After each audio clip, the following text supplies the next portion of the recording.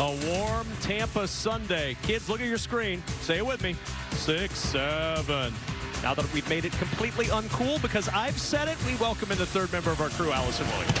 Hey there, Kevin. How about some positive injury news finally for these two teams today? We will see a combined 7 starters return to the field for Tampa Bay and Arizona. For the Cardinals, they get a pair back on defense, as well as #1 wide receiver Marvin Harrison Jr., who missed the last 2 games following an appendectomy. And for the Bucs, they get a couple back on defense and a couple in the run game, including running back Bucky Irving, who has missed 7 games. But of course, the biggest injury news is that quarterback Baker Mayfield will play with that sprained AC joint in his left shoulder. He's got it taped up. He's wearing an Evo shield to help protect it.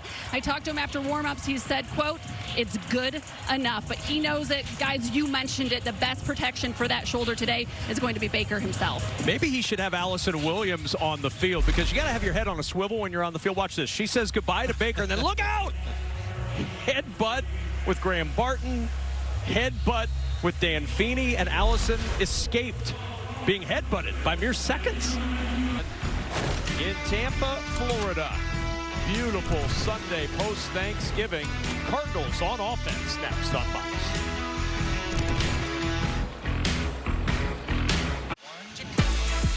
Jacoby Brissett's been piling up the passing stats the last 2 games. Most completions, attempts, and yards over a 2-game span in the NFL this season. 80 completions, 769 yards. And as a starter this year, 315 passing yards per game, the most in the NFL. It's unbelievable, and that's what we talked about at the top, kind of leaning into the style of play for Jacoby Brissett. But with Hassan Reddick back in the lineup today, and that adding a little bit of pressure for this Tampa Bay defense, those sacks could be critical today that he's been taking. First down. Trey McBride, the only tight end to lead the team outright in all 3 categories across the National Football League. You see he's tops in catches, tops in yards, and tied for the most in touchdowns. 5+ catches in the last 13 games. Tied for the 2nd longest streak by a tight end. Going as we get an update going with Carissa Thompson. Thank you so much, Kevin. Rams going for their 7th straight win, taking on the Panthers. Matthew Stafford to who else? Davante Adams for the score. Stafford sets an NFL record. Now his 28th straight touchdown without an interception, passing our very own Tom Brady. Rams up early 7-0.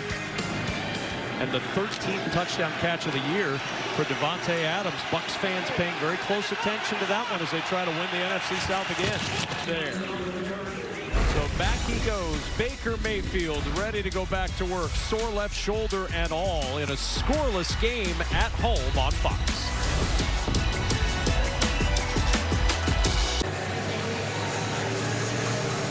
Beautiful Tampa, Florida. And it has been an absolutely perfect day today. Warm weather for the last day of November, and Baker Mayfield and these Bucs entering the stretch run at 6-5, still with a percentage point lead over Carolina in the division. They still have a couple games left with Carolina. They've got a game at the Saints. They've got a game against Atlanta. So a lot of divisional play left as they try to chase down another division crown and that playoff berth that comes with it. They'll start this possession at the 30-yard line on first down. And Mayfield to swing out of the backfield to Bucky Irving. Irving making a man miss out to the 35 and a pickup of 5 on first down. Well, you know, there's a lot of theme parks in Florida, and this is a familiar ride for Bucs fans. In 2023, they started 3-1. They went 1-6, won the division with a 5-1 finish. 2024, he said, I like that ride. I'm buying that ticket again. They went 0-4 after the 4-2 start, and then they said, you know what?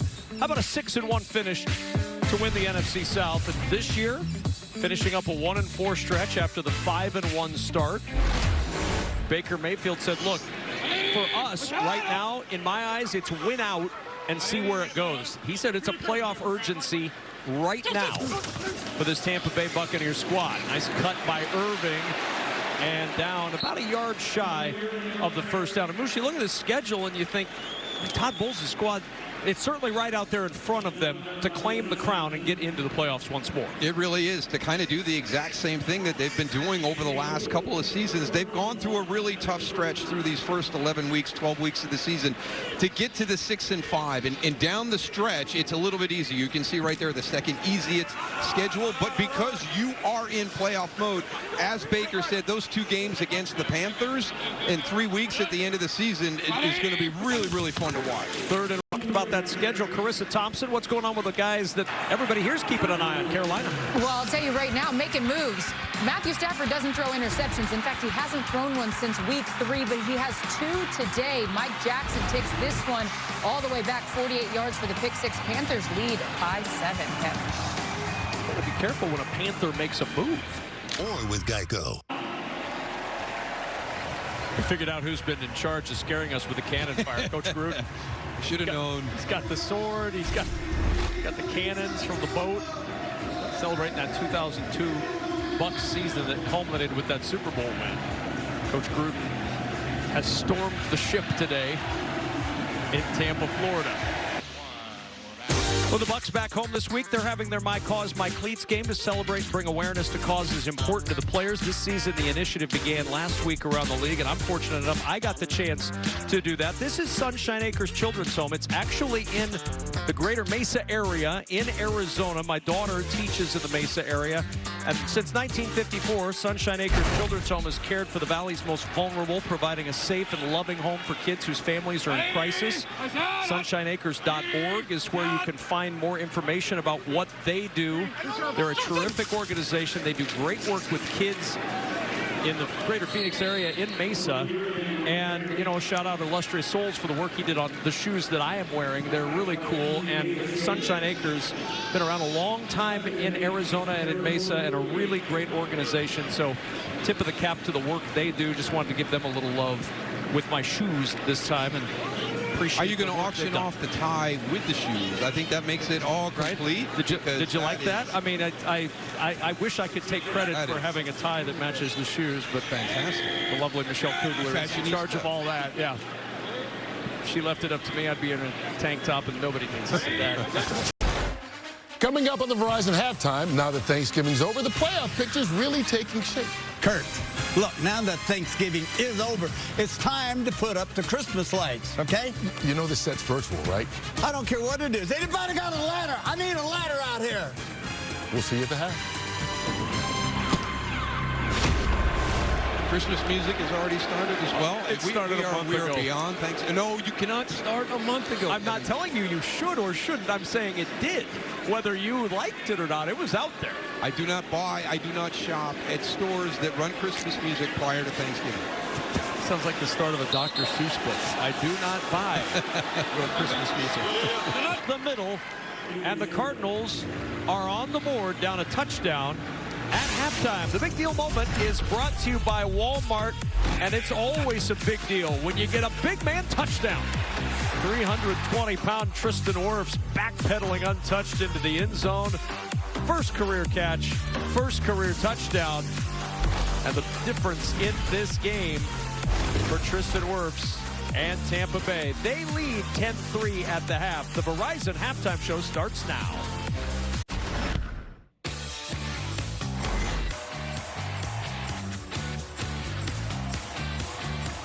Brissett looking that direction almost, and it is intercepted, deflected into the arms of a diving Antoine Winfield. Brought not there, goes the other direction, and it's Tristan Wirfs.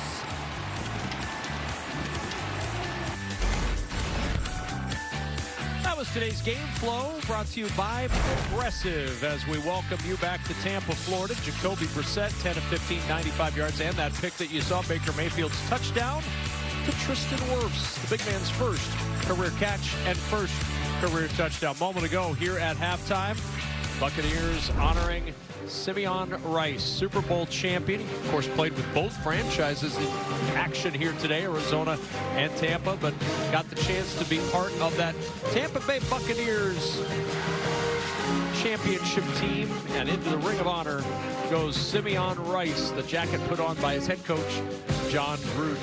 Tremendous player, and look like he can still play today here in Tampa, Florida, as Baker Mayfield congratulating him as well. Alongside Daryl Johnston, I'm Kevin Kugler. Tampa Bay felt like they dominated that first half, and you look at the scoreboard, it's a one-touchdown game. It's amazing how the ebb and flow happens in the first half and just how important those opportunities are.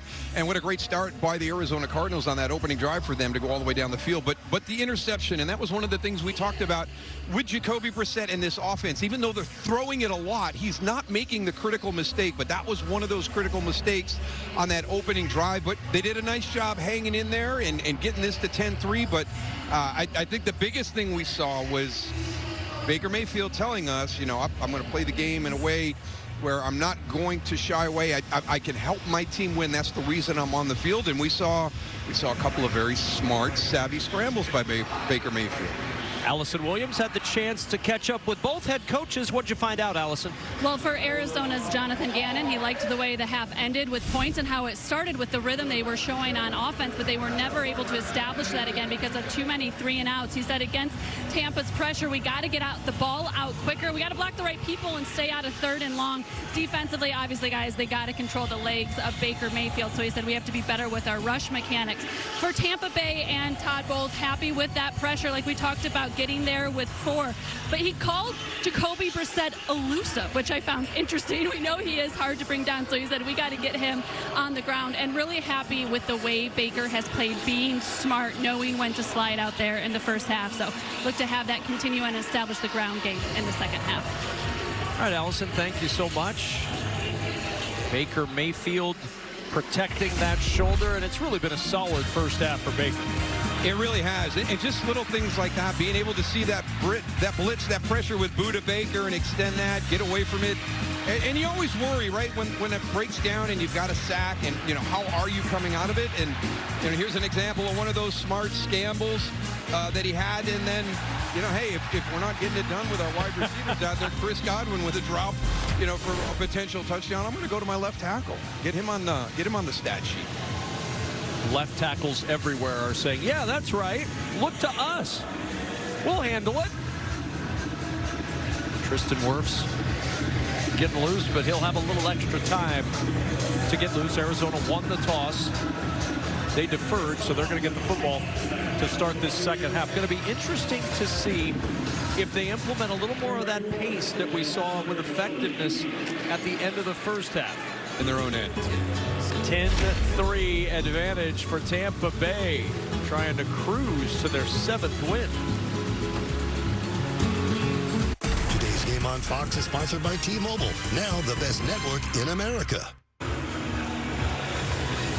Marvin Harrison, 4 catches for 46 yards, but it's been interesting to see with Michael Wilson being the main man the last 2 weeks with Harrison out. For Marvin Harrison now, those 4 catches, that leads the way.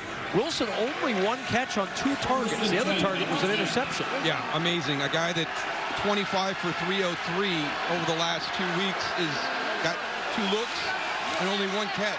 They've got to find a way to get him higher up in the progression. Out in Carolina with Carissa Thompson. Yeah, we got a good one over here, Kevin. Panthers down 4. Going for it on 4th down, Bryce Young. This one throws his 2nd touchdown pass of the day to Jalen Coker for the 33-yard score. Panthers in front over the Rams, 24-21. Kev? 45 combined points midway through the 3rd quarter, which, in case you're not doing the math, that's significantly more than what we have midway through the 3rd quarter here. 7-play, 67-yard drive for Tampa Bay, capped by Bucky Irving's first touchdown run of the year. Baker Mayfield told us in my eyes, it's win out and see where it's at the end. And that drive had a certain urgency to it for a team that's trying to win out and see where they are. For the first time in conference history, the nation's #1 and #2 teams collide in the Big Ten championship game. Julian Sayin leads top-ranked Ohio State against Fernando Mendoza and #2 Indiana. Coverage begins Saturday, 6:30 p.m. Eastern, right here on Fox. Marvin Harrison Jr., I believe, will be rooting for Ohio State in that game, as will Emeka Egbuka. Close. Just shy of the 40-yard line. Wild game in Charlotte, Carissa Thompson. It sure is, Kevin. So the Rams down 3, back and forth battle. Here's the play that set up the touchdown. Just watch this. What one-hander from Puka Nacua. Catch is good inside the 10, setting up the Kyron Williams 7-yard score. Rams back in front 28-24. An unbelievable catch to set up the touchdown. Okay. Yeah, Puka is some kind of player. Fun to see him every single week. Thanks, Carissa. Headline. Next Sunday, we have a Week 14 Fox NFL doubleheader highlighted by the NFL's oldest rivalry in America's Game of the Week. It's the Bears and the Packers, historical rivals in a huge game in the NFC North. That's next Sunday right here on Fox. Check local listings for the games in your area. That's a mammoth game. Yeah, both coming up. I mean, huge wins. Chicago, I mean, first time they've beaten a team over 500 this year. They take down Philadelphia. Green Bay, Chicago. What a job Ben Johnson has done. Isn't that amazing? With those Bears, with young Caleb Williams, impressive to see. Well, I mentioned both of these teams have played a lot of close games this year. The Buccaneers are tied for the Panthers for the best record in games decided by 4 points or less at 4-0. Cardinals have been on the other side of it. Don't look at this, Cardinals fans. 0-6 in close games. They've lost all 6 of their games decided by 4 points or less this season. Yeah, it's just one of those situations where you're having a tough year and teams find ways to win games. And when you're going through a year like Arizona's gone through, you seem to find ways, very creative ways, to lose games. Sure, we are in playoff mode right now, and they've got the second easiest schedule down the stretch. What we just saw, and our viewers that just joined us saw the Carolina Panthers knock off the Rams, who were everybody's Super Bowl favorite after last weekend. So you've got a tough opponent that you've got twice in 3 weeks at the end of the season. Todd Bowles and Jonathan Gannon embrace at the end of this one. A 20-17 win for Tampa Bay. More to come in a moment.